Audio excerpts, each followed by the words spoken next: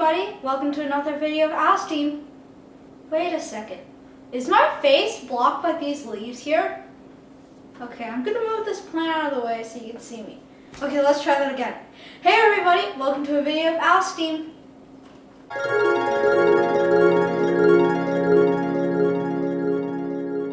So if you haven't guessed, basically in this video, what we're going to be doing is biology.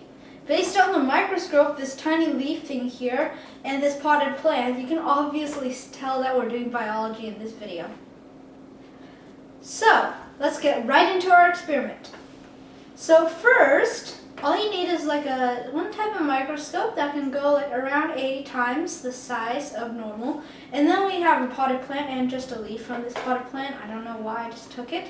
But anyways, we're going to take this slide off because we don't really need it. Then we're going to put it here. And I don't think you can see it. I'm going to go ahead and zoom this thing in.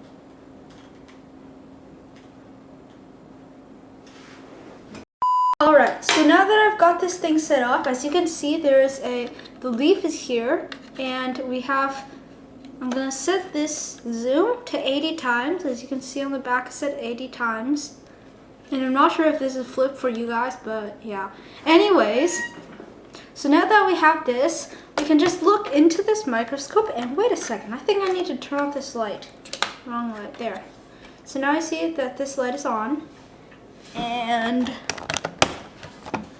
then we're gonna look through this part. And if I look through, you guys are not going to be able to see it because obviously I'm the one looking through. So I'm going to allow you guys to see it by taking the camera and this is kind of awkward, but I'm going to take the camera, and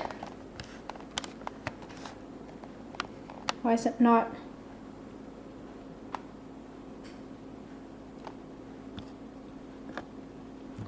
Can you see it? I don't think you can see it.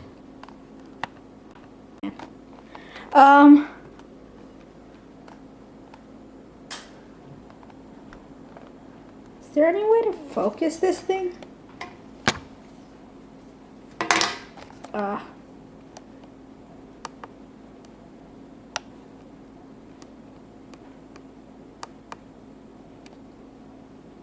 It's not working.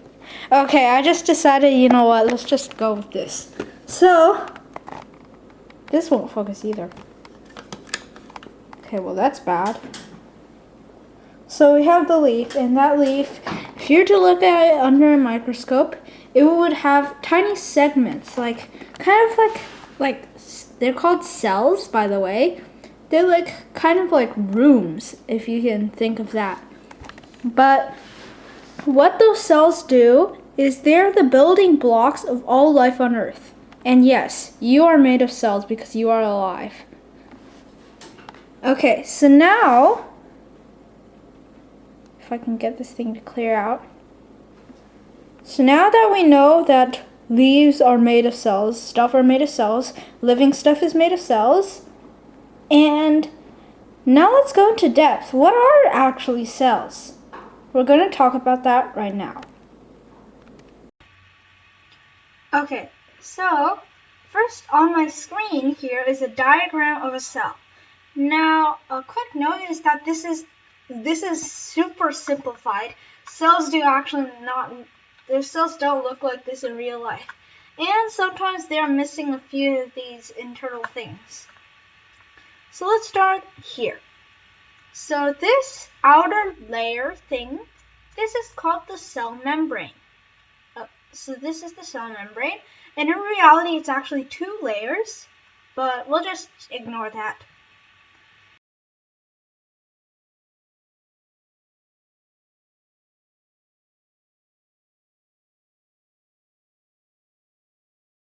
And then we have this thing here.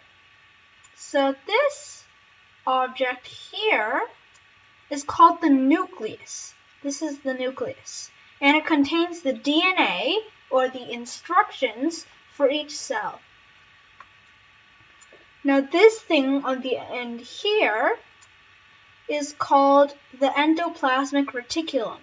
Now this is shortened to ER for simplicity's sake. And basically what this does is it carries out the functions of the DNA.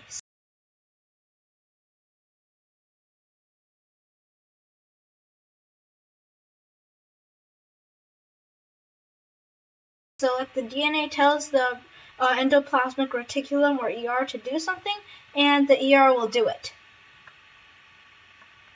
And then we have this weird thingy that I drew over here. I did a very bad representation of the Golgi complex, or Golgi apparatus, or Golgi body. There are 3 names.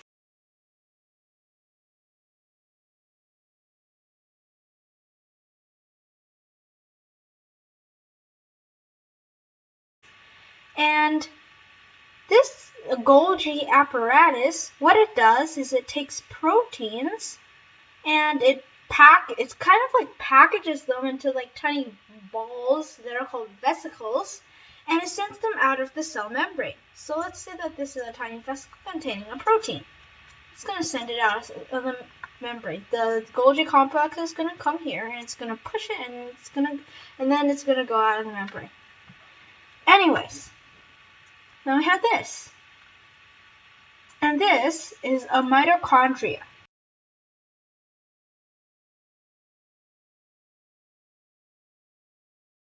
Now, mitochondria are kind of famous for being the organism which actually, it used to be an organism living outside. So let's say this is a mitochondria and it's living outside of the cell. And then it decides, hey, you know what? Why not we just produce energy for the host cell so that they don't have to keep eating us? And so that's what they did. They went into the cell and became mitochondria. In fact, if you zoom up into mitochondria, they actually have their own DNA.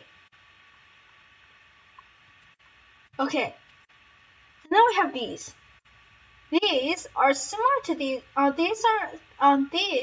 This one that I drew here. This is a lysosome. Lysosomes, what they do is they take outside stuff that's come in and have the permission to come in, and then they tear them apart and see if they're food, if they're enemy, if they're a virus, whatever. And then this helpful stuff gets excreted out and sent elsewhere. The bad stuff gets dissolved by acid. And this one here, this small one here, this is a ribosome. And ribosomes are basically like the workbench. So ribosomes line the outer edge of these ERs.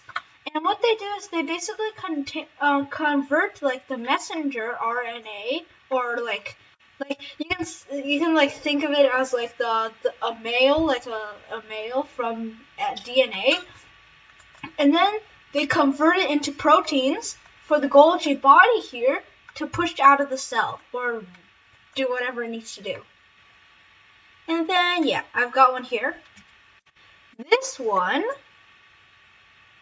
is called a centriole. And now centrioles, they actually look something like this. They look like kind of a tube.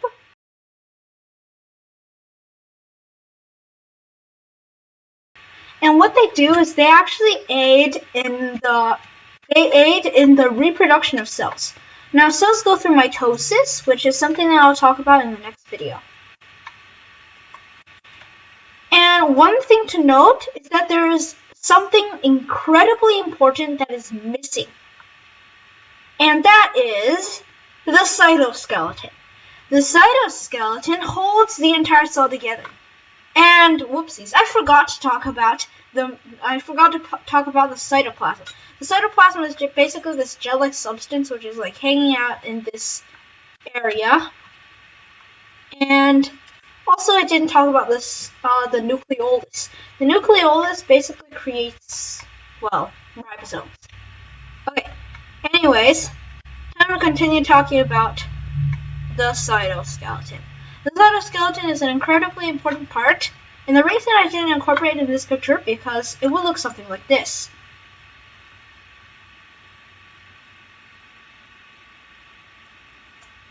And yeah, that would be your cell.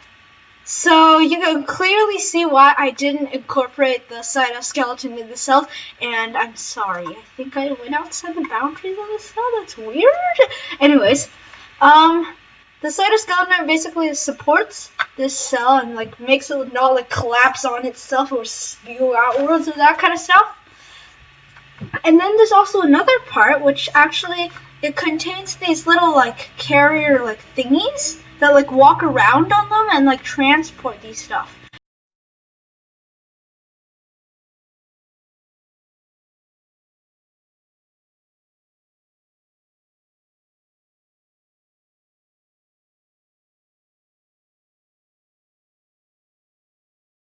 So these ribosomes or this proteins, they aren't just like floating around until they bump into the Golgi body, and then the Golgi body just spews them out of its and then sends them outwards. It actually has a complex like the protein attaches itself to a walker thing, which walks all the way to this Golgi body, and then the Golgi body creates a new walker thing, which walks all the way until it's like close enough to the cell membrane where it can detach, and then it makes it like in short, it makes the entire process 100 times more efficient.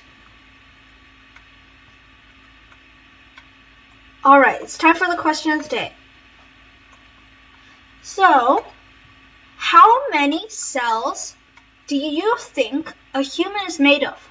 1,000 cells? 100 cells? 1,000,000 cells? 1,000,000,000,000 cells? Leave your answers in the comments below. Please like and subscribe, and I'll see you in the next video. And you know what? I think I'll go ahead and delete this thing.